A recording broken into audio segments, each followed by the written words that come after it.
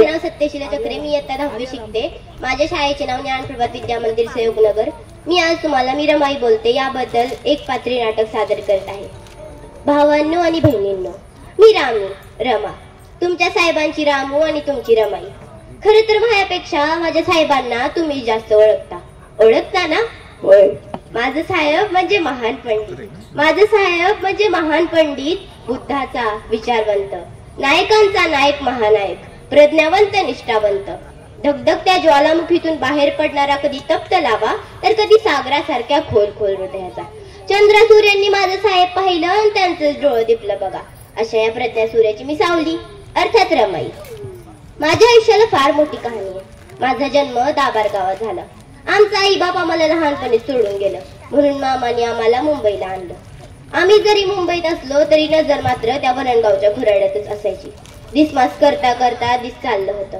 मी 9 वर्षाची झाली आणि मामानं नवरा मुलगा शोधायला सुरुवात केली. लई पोरं बघितली पण कुणी बी तयार होईना. समद्यांना एकच चिंता, या अनाथ पोरीला कोण करून घेणार? ना शिक्षण ना आई बाप, उलट 2 भावंडांची जबाबदारी गळ्यात. लई पोरं बघितली पण त्या बाजूच्या डबक चाळीत राहणारा सुभेदार रामजी बाबा, त्यांना कुणीतरी सांगितलं असेल की बननगावच्या दोत्रेंची पोरगी अनाथ आहे म्हणून.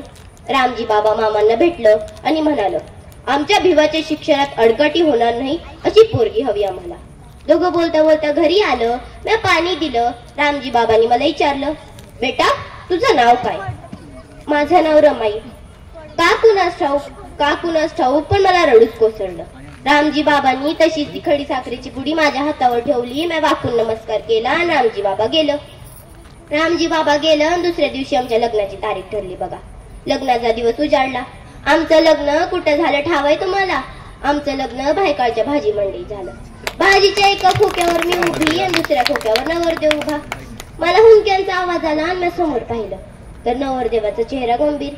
कदाचित नवरदेवाला त्यांच्या आईची आठवण आली असणारे. त्यांच्या डोळ्यातलं अश्रूंचं दुःख पाहून कदाचित मला माझं दुःख आठवलं. त्या आईचा तडपणारा चेहरा, त्या गौराशंकरची जबाबदारी माझ्यावर सोपवणारा माझा बाप. मी माझ्याच विचारात गुंतून गेले. तेवढ्यातून एक बरडलं, अरे लगन लवकर आटपून घ्या, बाजार भरायची येळ होईल. अक्षता पडल्या, नवर बाळा घातला. क्षणोत्तरा वरणकरांची मी रमाबाई आंबेडकर झाली. तेवढ्यात एक बाई समोर आली. तिने गाणं गायलं. ते गाणं मला लई आवडलं म्हणून लक्षात राहिलं. ते गाणं होतं, रमा भिवाच लगीन नाही दोघांना माऊली, रमा अनाथ लेकरू झाली सूर्याची सावली. त्यानंतर एक 30-40 वर्षाची बाई समोर आली. आमच्या दोघांच्या चेहऱ्यावरून हात फिरवला, कडाकडा बोट मोडली, डापिडा जाऊ म्हणली आणि म्हणली, आता नवरा नवरीनं नाव घ्यावं. मग पडली नाही विचारात. नवरीला नाव शिकवण्यासाठी आई तर हवी, मैत्रिणी तर हव्या, पण मला कोण शिकवणार होतं? एका कुठल्या तरी लग्नामध्ये एक नाव ऐकलं होतं. तेच नाव मी लाजत घेतलं. मी नाव घेतलं. वननकरांची लेक चालली आंबेडकरांच्या घरात. वननकरांची लेक चालली आंबेडकरांच्या घरात आणि भीमरावांचं नाव घेते आनंदाच्या भरात. झालं, आमचं लगीन झालं. लग्नानंतर माझ्या आयुष्यात बदल तरी काय झाला हो?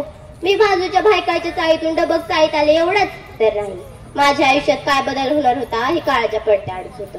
मी घरातली समधी कामं करायची. मी रात्यांची सेवा, रामजी बाबांचं औषध पाणी, समधी कामं करायची. एक दिवस मी समधी कामं आटपून बसलेच होते. तेवढ्यात साहेब कॉलेजात आलं आणि मी पाणी दिलं. साहेब पाणी पिता पिता म्हणाल, रामू तू आता शिकायला हवं. मी शिकायला हवं? तुम्ही जे शिकताय ते कमी आहे वे? तुम्ही एवढी मोठ्याली बुक वाचता, मी शिकून काय फरक पडणारे? फरक पडणारे रामू, फरक पडणारे. म्हणतात ना, जिच्या हाती पाळण्याची दोरी ती स्त्री शिकली तर झोका कसा अचूक दिशेने जात नाही. मला जरा हे पटलं. मी हा बी म्हणाले, पण एकाच अटीवर, यांनीच मला शिकवायचं. साहेब थोडा हसलं आणि म्हणाल, जरूर रामू, जरूर शिकवेन. ज्योतिबांनी नाही का शिकवलं सावित्रीमाईंना, तसं मीही शिकवेन. झालं. स्वारी तयार झाली आणि आमच्या शिक्षणाचा प्रवास सुरू झाला. मला लिहायला वाचायला शिकायला लई वेळ लागला, पण मी शिकली. साहेबांना वाटलं माझी रामू आता निदान 2-3 बुका वाचून काही शान सुरत वागल, म्हणून साहेबांना लई आनंद झाला. त्यानंतर साहेब बडोद्याला नोकरीला असताना बाबांची तब्येत काही लई ढासळली, लई खराब झाली. मग तातडीनं साहेबांना तार केली. साहेब येताना बाबांच्या आवडीची सुरतची मिठाई घेऊन आलं होतं. साहेब ती मिठाई घेऊन बाबांच्या खोलीमध्ये गेलं. बाबा आपल्या पराक्रमी वाघाला बघताना त्यांचा ऊर भरून आला होता, त्यांचं काळीज दाटून आलं होतं. त्यांनी आपल्या डबडबल्या आवाजाने साहेबांना म्हणलं, अरे भिवा भिवा, या जातीयतेच्या बेड्या तोडून टाकणारा सेनापती करायचं होतं तुला. अरे भिवा, या जातीयतेवर तुटून पडणारा लढवय्या करायचं होतं. भिवा, या समाजाकडे कधीच पाठमागार सारू नकस. अरे हा समाज उद्या तुला सूर्य म्हणतील, क्रांती सूर्य म्हणतील रे. हा समाज उद्या तुझ्यासाठी डोळ्यात अश्रू आणून रडतील रे. भिवा, तुला लढायचंय. शेवटचा शब्द बाबांच्या होठातच अडकलं. तेव्हा साहेबांना बी लई दुःख झालं होतं. साहेब लहान लेकरावानी माझ्या मांडीवर डोकं ठेवून रडत बसायचं. पण साहेबांनी बाबांचा शेवटचा शब्द कायम लक्षात ठेवलं. भिवा, तुला लढायचंय. म्हणून या समाजाकडे कधीच पाठमागार सारली नाही, तसंच राहून उभं राहिलं. त्यानंतर साहेब अमेरिकेला जाणार होतं तेव्हाची ही गोष्ट आहे.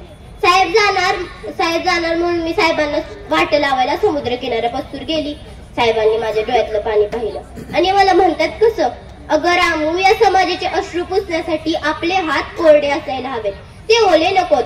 नाहीतर हा दिनदुबळा समाज त्या पाण्याच्या नदीमध्ये वाहून जाईल. रमा, त्याला बांध घाल. मी तशी जडंत करण्याने डोळे पुसले आणि घरला आलो. त्यानंतर साहेबांनी मला एक पत्र पाठवलं.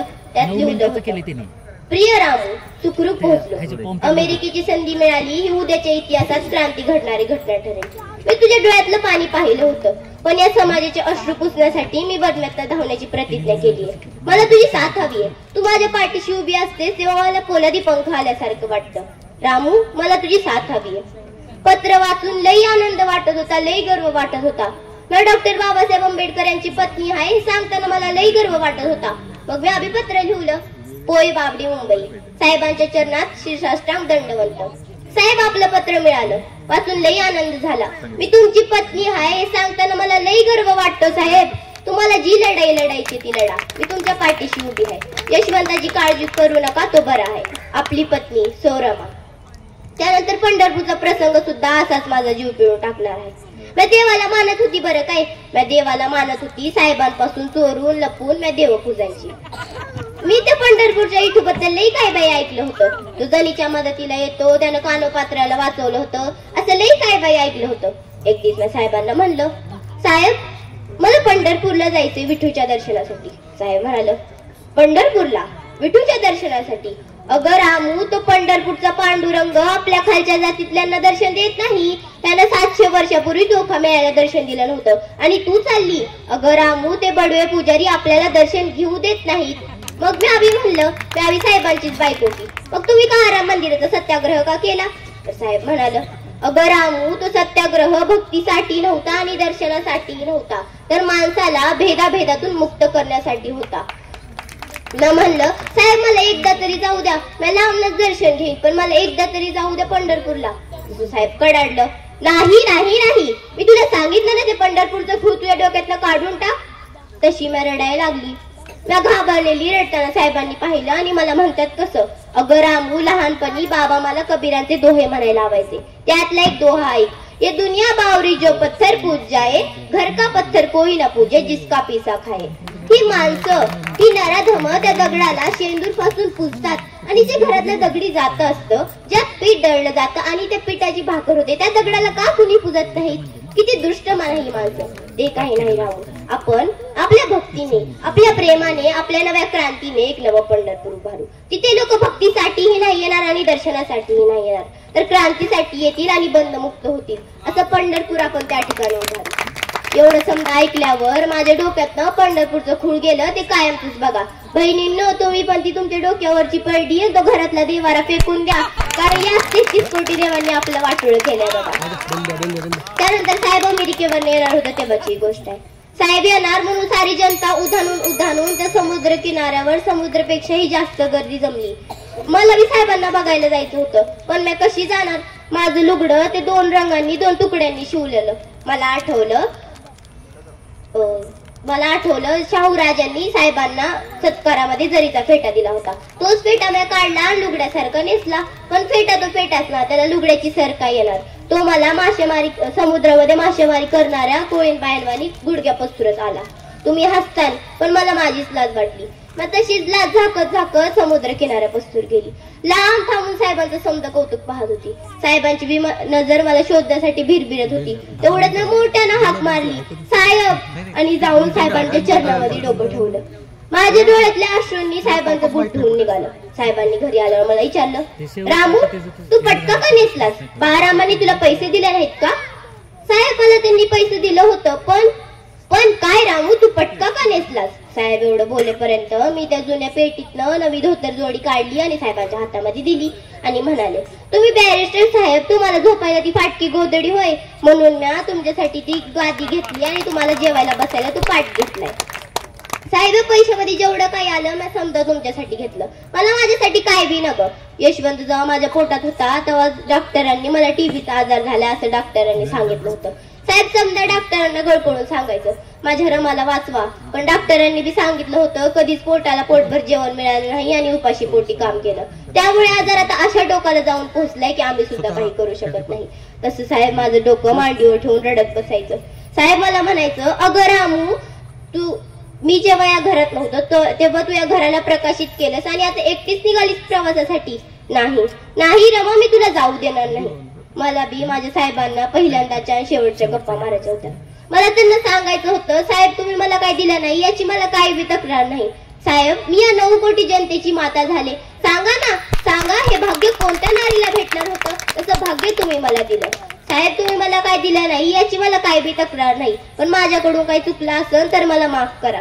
साहेब मला म्हणायचं, अगं रामू, तुला कधी पोटाला पोटभर जेवण मिळालं नाही का? तुझ्या पोटचे गोळे या समाजासाठी मातीत गेले का? तुला अनाथच मरावं लागते म्हणून? नाही रवा, मी तुला जाऊ देणार नाही. मी माझ्या डॉक्टरांना, माझ्या बॅरिस्टर साहेबांना, डॉक्टर भीमराव रामजी आंबेडकरांना रडताना पाहत होते. मला वाटलं मी हात वर करून त्यांचं डोळं पुसावं, पण माझा पिकल्या पानावर हात गळून पडला. हो, मी माझ्या साहेबांना शेवटची हाक मारली, साहेब, साहेब, माझं साहेब.